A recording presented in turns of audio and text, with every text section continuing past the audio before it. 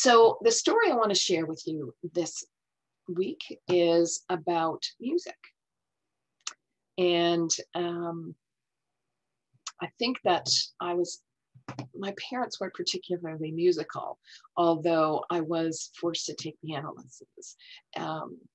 And I remember sitting in the theater as a young person when The Sting came out. So that's a movie with Paul Newman and Robert Redford, wonderful movie. And the background music was some early jazz called ragtime. It was ragtime. And I was fascinated by it and had wished that my piano teachers had given me some insight into that kind of music, because I may have done a lot more practicing in the piano. But that turned into a musical journey through the blues and jazz. And those are still my two musical preferences. Jazz especially, I enjoy. And I often have it on here on low volume throughout the day, and really enjoy that music. And one of the things that conversations and sales have in similar to jazz is this idea of improvisation. And I hadn't thought of that before, but in 2020, one of the jazz greats, Chick Corea, passed away. And this was a quote that I read as I was reading more about his life last year. You know, you can't improvise without practice. So when you are watching musicians get together and jam, they're able to do that because they have a whole bunch of practice behind them, that they can hear things that their fellow musicians are doing and know how to contribute to that. Or they can contribute to something that they know their fellow musicians will be able to respond to. So being able to improvise, which is what we really need to do to have great conversations, you need to be able to practice. So that's what's led me down this road of putting together skills that we can practice, easily practice, that will improve our sales. So here's our mini agenda. We're going to talk about asking, hearing, doing. I'm going to introduce you to the next webinar. And of course, number 5 says questions or comments, but my preference is always that you ask questions and comments as we go. That's what creates a much better back and forth here. So I've got one eye on chat, and don't hesitate, please, to put a question or a comment in there anytime. That is what's going to make this much more interactive. So welcome to newcomers. I see a few of you there, Marcus and Natalie. Thanks so much for being here. So the ask is about the open-ended questions. You want your sales to increase. You have to be able to ask better open-ended questions, or maybe some open-ended questions. And you can practice this. You can get better at this. I love this quote by Tony Robbins. Successful people ask better questions, and as a result, they get better answers. And if anybody on this call has ever felt that they sent a proposal that should have gone through but didn't, maybe that was because there was another question you should have asked. So you had something else in that proposal that sealed the deal, so to speak. So all kinds of miscommunication happens because we didn't ask the best possible questions. And the best possible questions are open-ended. And what's interesting is that as human beings, we tend to default to close-ended questions. So those are the ones that only give us a yes or no. For whatever reason, our brain is really comfortable coming up with yes or no questions. So in order to create better open-ended questions, we have to practice, right? What open-ended questions do is they reveal the why of the prospect or the client. And that's what gets us to yes. We have a why. Of course we do. We want to make money. We want to build our business. We want to grow our client list. That's our why. And that's great. But it's not going to be the same as the client's why. And if we don't uncover the client's why, it's not going to be easy to close that sale. So we want to set aside our why and our agenda for any conversation. Set that aside and really focus on how can I help this prospect or this client reveal their why. Now, coming up with open-ended questions, the who, what, when, where, how, and why, that's where the improvisation comes in. So you have to be really comfortable with creating those questions on the spot.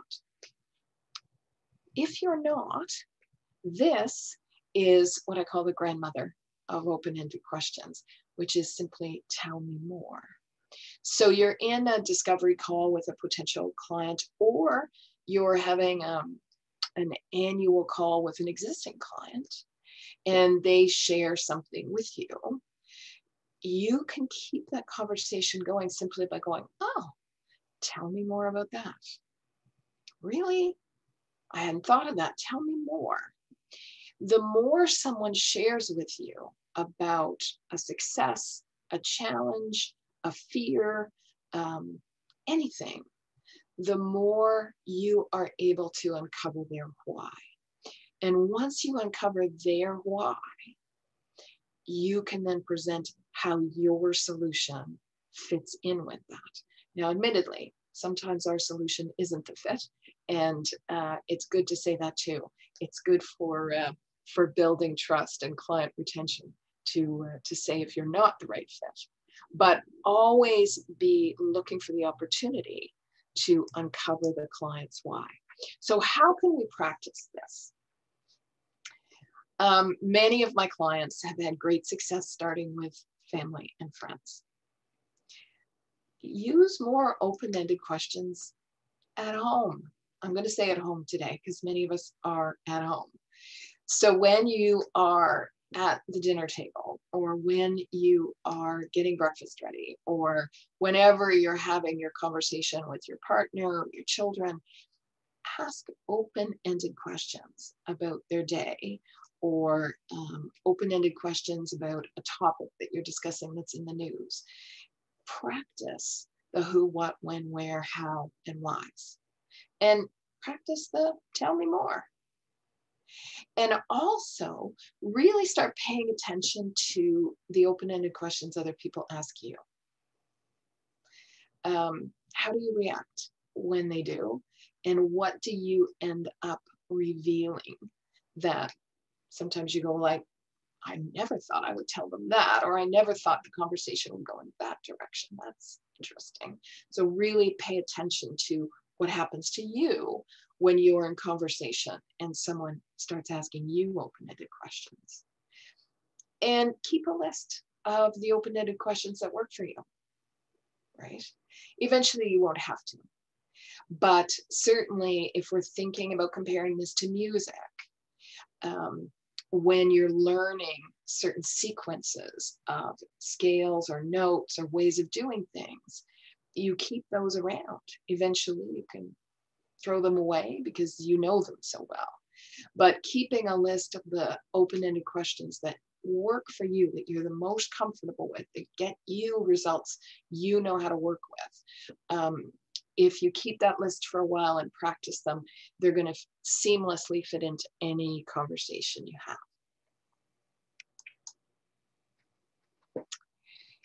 The next thing is listening fully, so that you can hear not only what's being said, but what's not being said. And this is huge. And this quote came in on LinkedIn from Leanne Joseph to me last week. It was a comment on one of my posts. And I wanted to share it with you because it was right on the nail. Years ago, I worked for an amazing HR director who always seemed to hear what I wasn't saying. She truly taught me about the power of listening. The best coach you can work with, and I do, is someone who also hears what you're not saying and helps you recognize what you're not saying. And it's the same with our clients and prospects. We want to be able to pay attention to what's not being said. So there are 5 levels of listening we want to be aware of that we all use, but we want to be aware of when we're using them and if they're appropriate in that particular instance. So there is listening to confirm or refute. What this means is that I'm listening to you only to say yes or no. I often make fun of my marriage here and say, this is how I listen in my marriage, right? Yeah, we're doing that. No, we're not doing that, right? It's a very quick way to communicate with someone and give a firm decision one way or the other. We listen to respond. Now, when we're listening to respond, we are listening, but we are thinking of what we want to say next. And the challenge here is that 40 to 60% of our brain is occupied with what we want to say, which means 40 to 60% of us is really listening. So you can't get to that deep level of listening if you are thinking about what you want to say next. You really want to live in the listen to understand, which is not thinking about what you want to say next. Really being present to what the other person is saying to you and why they are saying it to you. There is time to think about your answer once they're finished speaking. A couple of tricks I've learned in the last few years about this is obviously take quick, crazy looking notes while the other person is speaking, to write down what you're thinking so that it's there and you can look at it if you need to. But just holding a pen in our hand improves our listening. Holding a pen somehow connects with the part of our brain where we listen. So even if we don't write down any quick notes, holding that pen helps us stay focused on what the other person is saying. And doodlers, studies have shown that doodlers are the best listeners. So if you're a doodler, that's great information, right? A teacher may have chastised you for doodling, and they were wrong. Doodling helps you listen. But where we want to really go is this place of listening to help someone understand him or herself. And this is where these questions come in. This is where listening not only to what they're saying, but what they're not saying comes in. When we listen with that depth, we are then able to ask other questions that help the other person hear more about themselves, about their reaction to a particular situation, about the problem they're having and how quickly they want to solve it, about their budget and how they're feeling about that. It's this listening on a level where you can ask, tell me more, or you can ask a great open-ended question so that you're helping them understand themselves. And we do want to listen without intent. Of course, when we're talking to prospects or customers, we want it all to be about business that comes in for us. But when we're in conversation, when we want to listen, we need to put those goals aside because they will cloud what we hear, right? Our agenda, whatever it is in any conversation, clouds what we're going to hear. We're going to hear everything based on our agenda. So we want to put that aside and only listen to the person, both what they're saying and what they're not saying, and respond with questions that fit in with what they need to hear and understand about themselves. So how do we master this skill? It is a lifetime skill, I think, to master, if we ever do. So we are always in a hurry. We're focused on a specific outcome. This really prevents us from hearing. So we want to slow down once we get a conversation started. We want to take a deep breath. We want to stop looking at the clock. Great listening is a type of meditation. Right? And I know that we time our conversations. I understand that. But do your best not to look at the clock. Enter into conversation and slow down. Pay attention to tone of voice as well as words, because often what's not being said is in the tone of voice. Do they match? Do they contradict each other? And what's missing? If you've asked a question and they're avoiding the answer, what is that about? Or why did they dismiss the question? There's information there. Maybe that's a good point to say, well, tell me more about that. And know that listening is the ultimate sign of respect, right? And our desire to create relationships. So Natalie is on this call, and I'm sure that she would agree with that in terms of building trust. Listening is really vital to creating that stronger relationship, showing respect and creating that stronger relationship. So how do we practice this? Same thing. You want to start with family and friends. You want to give them their full attention to the conversations that happen in your house tonight, right? What do you hear that you've never noticed before when you're really paying attention? The other thing I do regularly is I listen to great radio, podcast, television interviews. I listen to the questions the hosts ask that result in great answers. How did these people get wonderful conversations that I'm willing to listen to? Well, they ask great questions. What are those questions? And keep track of those. Keep track of those. And start listening to your instincts. When we're listening well, we will often respond from a place that isn't necessarily logical. And that's okay. Because when we're really listening, our intuition does take over. So when I talk about what's not being said, sometimes what's not being said, that's what our intuition picks up on. And I remember coaching someone who came from India and had been raised in a very highly religious environment.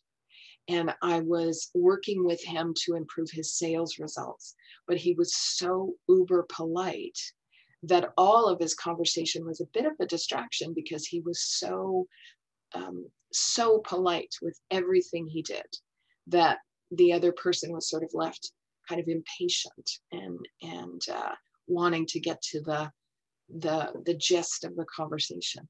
And my instinct said to ask him about his upbringing. I didn't know anything. But once he shared that with me, he was able then to see, oh, okay, this doesn't belong in this sales job I'm trying to do. So our instincts can lead us amazing places if we're listening well. So what do you do once you hear something? You have to do something. When you're listening and what you hear and what you learn, you have to do something with it. So if we ask great questions and we heard the answers and we did nothing, that's not going to help our business, right? We have to be prepared to act on what we hear. That's what being a salesperson, an entrepreneur, a business owner is all about. Now, your action doesn't have to be big. It doesn't have to be grand, but they do need to support what you've heard. What have you heard? And what's the action that goes along with that? It could be send a follow-up email, which I'm going to do at the end of this call. It could be connect on LinkedIn, add them to your mailing list, offer to add them to your mailing list. Connect them with someone you know. Maybe that's the action that is required based on what you heard. Or setting up a date, a specific date for the follow-up conversation. Maybe it is sending a proposal. Maybe that's exactly where the conversation went. Maybe it's simply saying thank you. Maybe it's inviting them to an event or sharing an article or other information with them. But when you have that great conversation, you've asked great questions, you've listened, there is an action that follows that. And these are simply examples, but I'm sure everybody on the call has examples of their own. So how do we practice that? Well, again, family and friends. What actions can you take to let them know you've been listening to their words and actions? And perhaps that's harder now because, again, many of us are in lockdown, and but hopefully we're having great conversations with people. So for those you are living with, perhaps it's that unasked for cup of tea or glass of wine. That's always a good one. Maybe it's a card in the mail. It's great to get mail these days, or a supportive phone conversation, a meal for somebody's freezer, a gift card. A simple email update of only a couple sentences can make a big difference to people in our personal lives. At home, maybe it's doing one or all of their chores for a week. If they're feeling burned out, sometimes it's simply a hug or a smile or a dance in the living room. That's my list.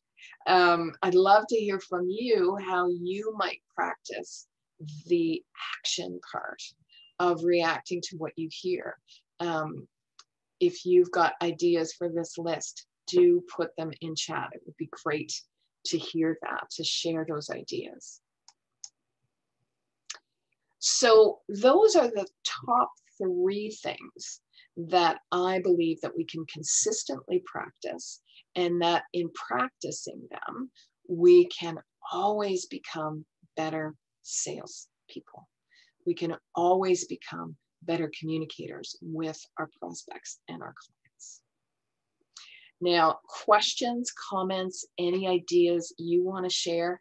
As I say, I've got one eye here on chat, so don't hesitate to let me know what you're thinking out there. And if you have a question and you want me to make you a panelist so you can ask it in real time, let me know. That would be great. As part of joining today, you're going to get the digital version of this deck. So you'll have all these lists, and you'll get the early bird notice for future webinars and other things, and the bi-weekly tips that I put out are coming your way as well.